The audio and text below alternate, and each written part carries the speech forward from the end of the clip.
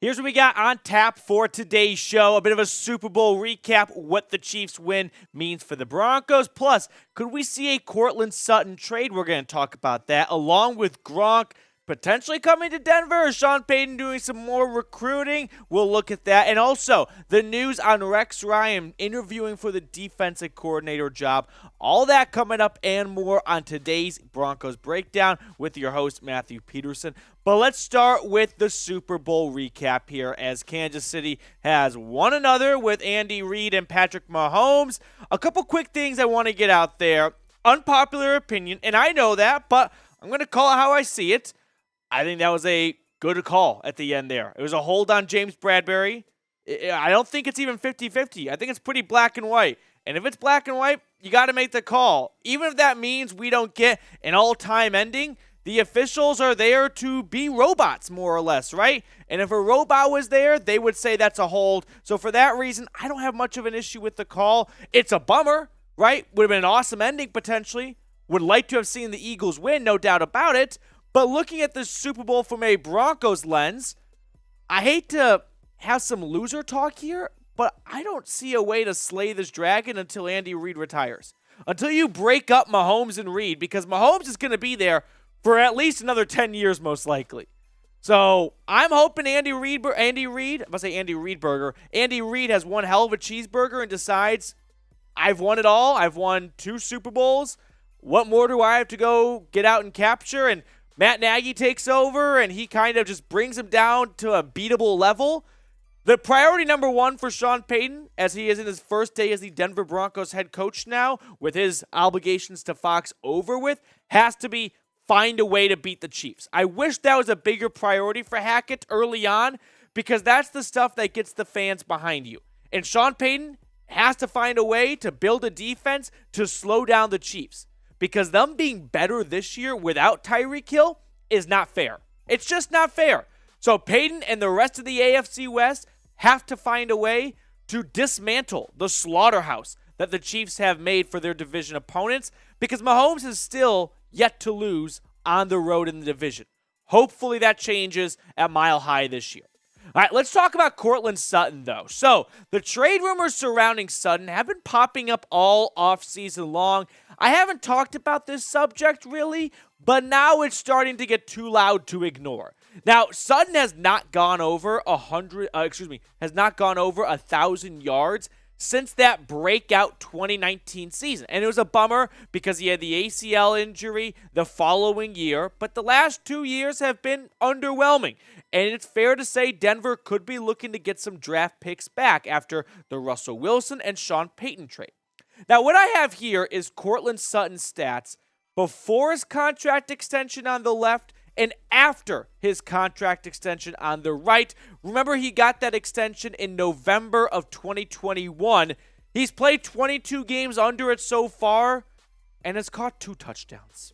Like, that's not what you're looking for. In 22 games, 2 touchdowns, and 988 yards. So quickly, I want to get your thoughts on this subject here. Would you trade Courtland Sutton if you were George Payton and Sean Payton, because they're going to be working together a lot? Would you go through that? This is the pinned comment. So if YouTube sticks an ad break when I'm done, let me know what your thoughts are down below. When it comes to trading Courtland Sutton, listen, if a team is going to call Denver and offer a 3rd-round pick for number 14, I think I'm doing it. Actually, I think I've graduated from the word think and say I'm definitely doing it. Because Courtland Sutton, he's just gone missing for way too long of stretches of the season, right? He goes on these 6-game sabbaticals where we don't see him for more than 2 grabs for 22 yards. He's got some dominant games, no doubt about it. And I like Courtland Sutton, and I want him to be successful. But it's 2 straight years now where the quarterback has not been good, no doubt about it, but you get paid as top-tier wide receiver money to overcome that type of stuff. And Sutton's just dips for stretches of the year. I think when you look at what Denver has in the 2023 draft right now, just 6 bullets in the chamber, the first pick not coming until pick 67. Man, if a team calls and offers you a lower 3rd-round pick, that's going to be tempting for George Payton. Then you go into this draft thinking, you know what? We don't have a first. We don't have a second. Not ideal. But three third-round picks, if we can get 2 of those 3 to be year 1 starters, that could be a win in their book here. So Sean Payton's coming in, and he's going to be making changes. All week when he was at Radio Row for Fox talking about, his upcoming job in Denver, he didn't just blame Russell Wilson or Hackett, right? I think the common phrase he said was, everyone's hands are dirty. When he says everyone, he means all 22 starters. So Sean Payton's going to come in here, and we know during his time in New Orleans, he's not afraid to get involved with player personnel. He's not going to be like the manager in Moneyball who just sits back and waits for Billy Beane to offer him his lineup, right? He wants to be involved, and so he could come in and decide, Courtland Sutton, sorry that the previous 2 years you thought he was worth a contract extension. We're going to shake things up. Let's go get a draft pick or let's go get another player for him. And Sutton could be a casualty of Sean Payton coming in and feeling changes have to be made. And we're going to start with players that are getting paid a lot and aren't performing. So next up on the show, I want to talk about something that has a 0% chance of happening, except it doesn't. It might be a tick above 0. And it's, of course, Rob Gronkowski coming to Denver.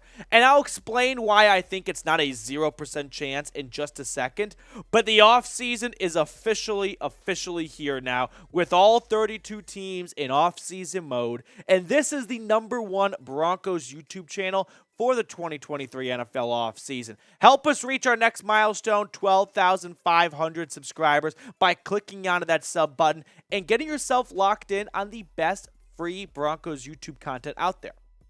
Now let's chat about Gronk. So Sean Payton and Gronk, if you didn't see it, did a jokingly skit during the Fox pregame where they were in the tunnel, and I'll try and kind of verbalize it for you, and Fox sent it to them, and they pretended like they didn't know they were on camera, and Sean Payton was recruiting Gronk to come to Denver, and he's saying, hey, you're only 8 touchdowns away, and Gronk's like, who am I picking for the Super Bowl? Denver. And everyone's like, oh, that's just a joke.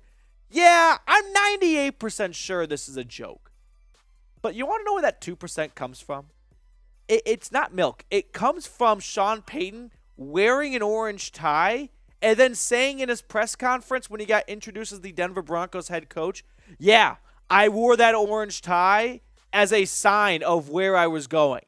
If Sean Payton's that kind of guy to let some clues kind of slip out during TV, maybe this is actually a Gronk, would you want to come back to the NFL? I know you don't. I know you said you only played for Tom Brady, but if Brady's truly retired and you're like, you know what, I've kind of had enough of TV and I'm only 8 touchdowns away from 100, and Sean Payton's telling me, like he said, that I won't have to do training camp BS and they'll force feed me the ball to get to 100 scores, could be pretty fun. I'm definitely not opposed to Gronk coming to Denver. No one should be. We're talking about one of the best tight ends to ever suit up and play. So there is that 2% chance out there. Now, when it comes to actual tight ends on the roster right now, can we just take 30 seconds to talk about how exciting Greg Dulcich is going to be in year 2? And Albert O, once Hackett was gone and got a new role under Rosberg, really took off and thrived in a small sample size. So I'm excited to see how the tight end room shakes out this upcoming year with Dulcich hopefully healthy and that hamstrings behind him and Albert O used correctly.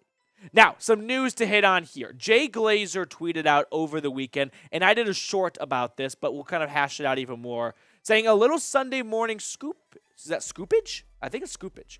New Broncos head coach Sean Payton interview a surprise candidate this week to be his defensive coordinator, ESPN's Rex Ryan. So let's go more in depth on Rex Ryan. His NFL career looks like this. He was the Bills head coach back in 2015 to 16. He only won 15 games in 2 seasons. I've seen worse, I've seen better. Of course, he was the longtime New York Jets head coach, where he got off to a really good start early in his career. Mark Sanchez and the Jets were beating the Patriots in the playoffs to go to 2 straight AFC championship games. Couldn't get past that milestone or get past that mark and reach the Super Bowl. He was the Ravens defensive coordinator for a while. He won a Super Bowl in Baltimore. Ultimately, I'm not a big Rex Ryan guy. One, I think his ESPN takes kind of suck.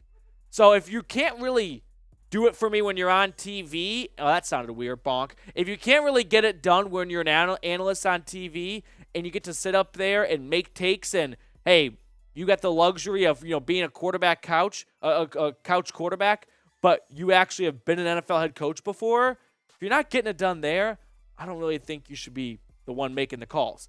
Ultimately, I'm passing on Rex Ryan for defensive coordinator because he's been out of the league for too long.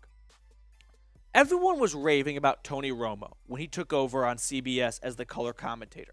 Why? Because he was just in the league and he knew the hot audibles, he knew the calls, he knew the terminology, he knew the offenses and the defenses.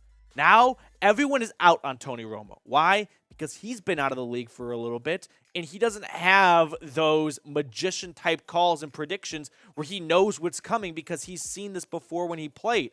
The same goes to Rex Ryan. Guy hasn't been in the league since 2016. Things have changed. And I, for one, don't want this to just be a season of Sean Payton bringing all of his TV buddies. You know what I mean? Not that that's even close to happening, but I'm just passing on Rex Ryan altogether. When you've been out of the league for 7 years at this point, I think maybe the game has sort of moved on from you. If I had to pick for defensive coordinator, it'd be Sean Desai. He was the Chicago Bears DC for a year, the last year of Matt Nagy's tenure. So obviously when Nagy got fired in Chicago, cleaning of house came in. Eberflus took over, and he got his own DC there. But I think Sean Desai would be a really good hire for Denver. He's one of the smartest minds in football on and off the field. The guy is just a genius. So I think Sean Desai would be a fantastic hire if you ask me.